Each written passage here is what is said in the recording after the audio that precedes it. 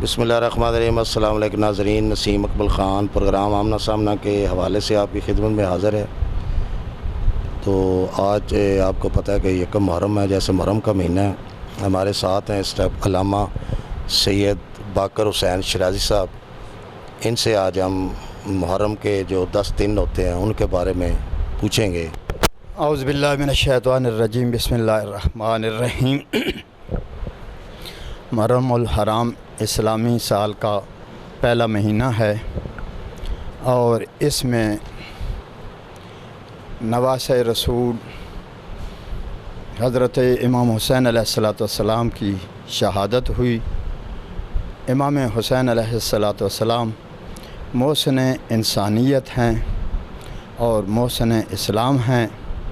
انہوں نے اپنا سب کچھ اسلام کی خاطر قربان کر دیا اور اسلام کو بچا لیا۔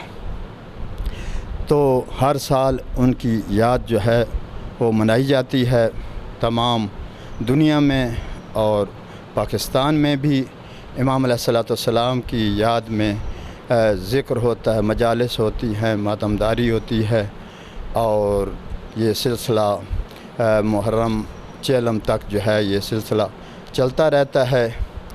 اور علماء کرام ذاکرین عظام امام حسین علیہ السلام کی سیرت پر اور ان کے اس انقلاب پر جو ہے وہ گفتگو ہوتی ہے، اور انسانیت کے لیے، چونکہ امام علیہ السلام نے انسانیت کو بھی بچایا ہے، اور وہ انسانیت کے بھی محسن ہیں، مسلمانوں کے بھی اور غیر مسلم بھی۔ یہاں پاکستان میں بہت اچھا ماحول تھا کہ تمام مسلمان، شیعہ، سنی اور دوسرے سب ہندو، وہ بھی امام حسین علیہ السلام کے جلوسوں کو جو احترام کرتے تھے۔ کچھ عرصہ سے استعمار نے سازشیں کی اور مسلمانوں کو نقصان پہنچانے کے لیے آپس میں مسلمانوں کو لڑانا شروع کر دیا۔ تو یہ سلسلہ بہرحال مسلمانوں کو چاہیے کہ مل کر اکٹھے ہو کر امام علیہ السلام کا یہ غم جو ہے وہ منانا چاہیے۔